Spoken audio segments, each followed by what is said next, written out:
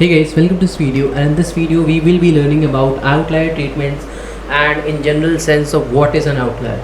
First of all, welcome to this channel. This is a real data science channel. In this channel I talk about data science fundamentals and some other technologies and approach and career guidance about entering the field of data science, data analyst, all of those things.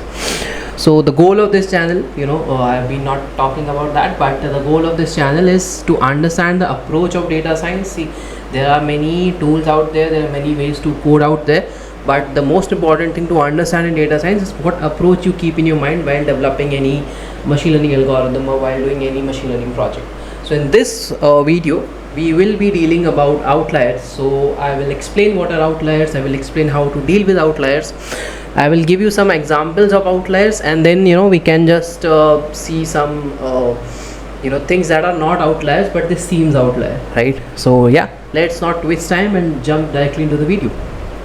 So first of all, what is an outlier? So see, whenever you are dealing with a data science problem, right, so whenever you're dealing with a data science problem, you have a issue of having an outlier in your data. Okay, so the outliers in your data would be something, a data point that is way different from the rest of the data. Okay, so is this a general idea that outlier is a data point that is outside the scope of your data, or that has a different trend or different idea from your data, but it has more meaning to it. Sorry about that. So if you will see that we have a list of ages. Okay, so I have a list in which I have people's age in it. Okay, so age could be something between, let's say, 6 up to 100, right? And I have 7, 8, 21, many numbers, and then I'll have up to the stage of, let's say, 75, and then let's say I have 100. So this is like a proper data set. Now if I want to see what could be an outlier in data, so let's say this list turns out to be something like this: 6, 7, 8, and we have age from the range of 6 to 40, and then we have 100. Okay, like this, and we have age between the range of 6, 7, 8, right, and then 81, 90, and then we have 150. Okay, now understand this issue, guys. Okay, so ideally if you will see this data, you might think, okay, most of our data falls in this category of 6 to 40, and then there is 100 data. Okay, and you will see other example that in this data I have this 6, 7, 8, 9, 10, 900, 90, and let's say 110 and 50. So by the definition of outlier, we say that these are data points which are way away from your data, and then there are methods to calculate it, but we can say data point that are way away from your traditional data or outside the range of your data. That creates problem for a machine learning model. Okay, so if I create a distribution graph for my machine learning model, or sorry, for any variable, okay, these points are these points and these points are generally prone to be outliers. Okay, this is a general idea that if you do make a distribution graph, this is my density, this is my value, so these values are generally prone to be outliers. Okay, outliers. Now if we go by this definition, in this list of ages I can say 100 is an outlier, and in this list of ages can we say 150 is an outlier, because we also have 110, right?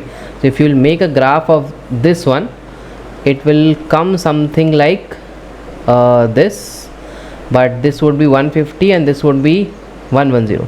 Understand it like this: you are saying 150 is too much but 110 is okay, right? So that is wrong.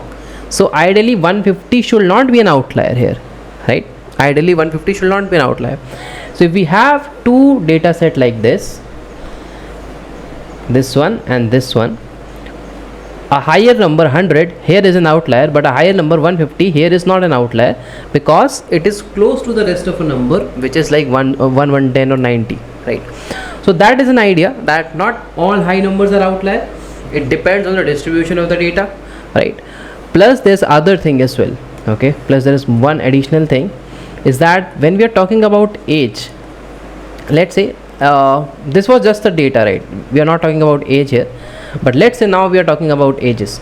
So in one column I have data which is ranging from 1 to 100. Okay, and in between there was 60, and the data was from 1 to 60, and then directly at 100, right? There is no data between this. So ideally the graph of this will look something like this. You have 1 to 60 a normal distribution, and then you have 100. Okay, so people will call this an outlier, because 100 is an outlier, but 100 is a normal age. People are there who goes to age of 100, so 100 is a normal age. So in this case, if we are talking about this is an age column, if you're just talking about numbers, we don't know about what those number means, then it's okay. But if we have defined, okay, this is an age column, then we cannot say 100 is an outlier, because it is an possible number. So my point here is that outlier does not mean that number would be too large. It has things to do with the use case as well.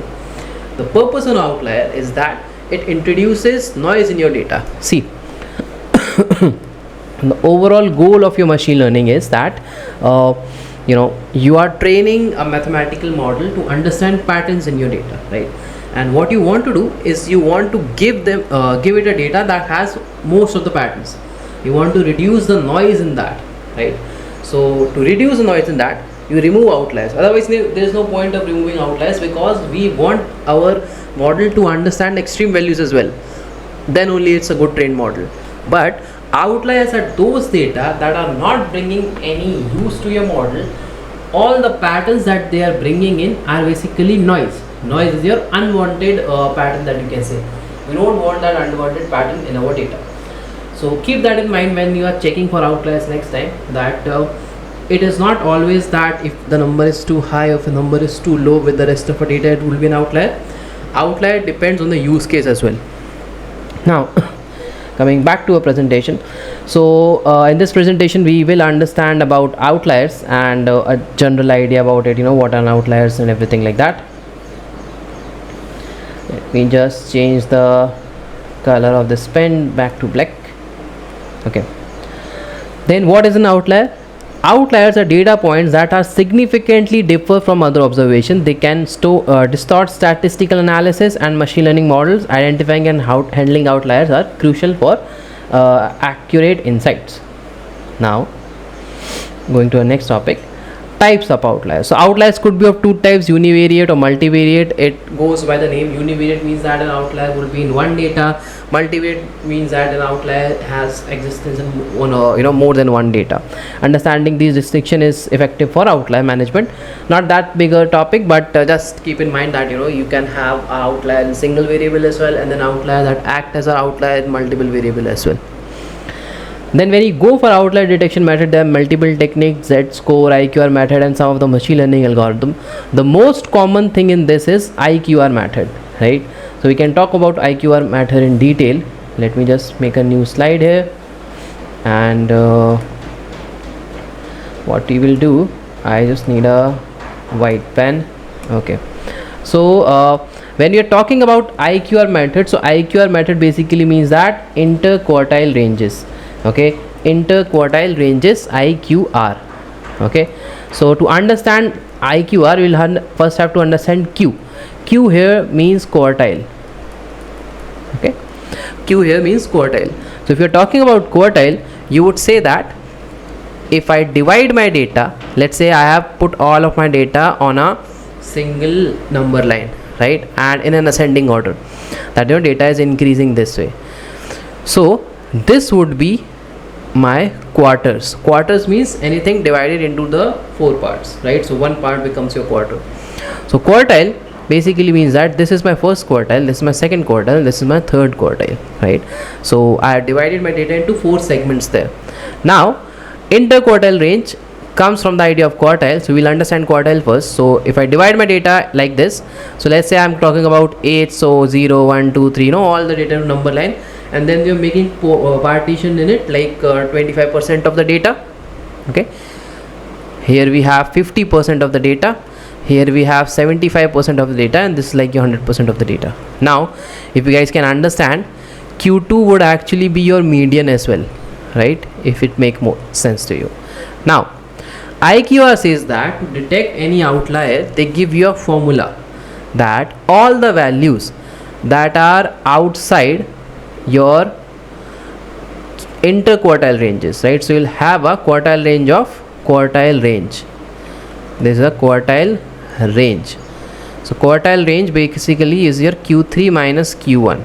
Okay, so interquartile range says that all the values that are below Q1 minus 1.5 times of, let's say we call this QR, quartile range. Okay guys, so QR, all the values that are less than this value, less than this, and which are greater than Q3 plus 1.5 times of QR, quartile range, greater than this, these value would be your outlier. This is according to the formula guys. So this is your interquartile range formula, right? IQR concept, that you find this interquartile range and you then have this formula Q1 minus 1.5 times of quartile range. So Q1 is here, your quartile range would be, so you know we are something here and then we are something here. So this will give you an idea about values that are prone to be outliers. Again, this is a mathematical formula guys, so you cannot just rely on this formula. Ideally, just a second, ideally you should use the use case idea as well that I discussed with the age column, that not necessarily the value that is coming as a higher value would be an outlier if it brings some trend in my data.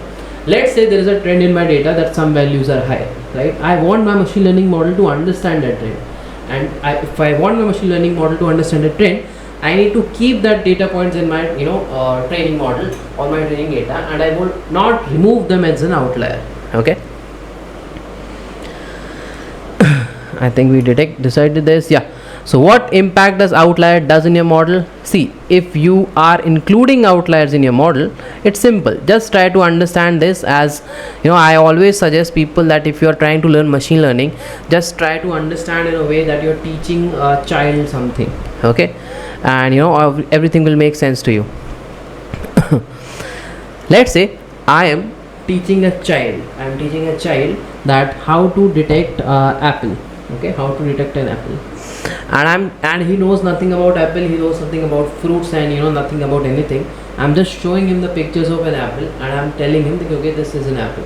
Okay, so it will take time because I'll show him varied kind of apples, and a dark red apple, a big apple, or a rotten apple, all kinds of apple. Now let's say I show him 100 images. Of normal apples which are differentiated in shape and size, and I show him 2 images of green apple. Green apple, you can say maybe it's a raw apple, it's not that it's not that fruitful yet, it was not sweet yet, it was not ripe yet, but it's still an apple, right? And any one of us would be able to identify, yeah, this is also an apple, although it's not ripe yet. So if I show a child 100 pictures of normal apple and 2 pictures of green apple, then there would be a confusion in its mind. Okay, those 100 pictures is fine, but what were those 2 apples were supposed to mean, right?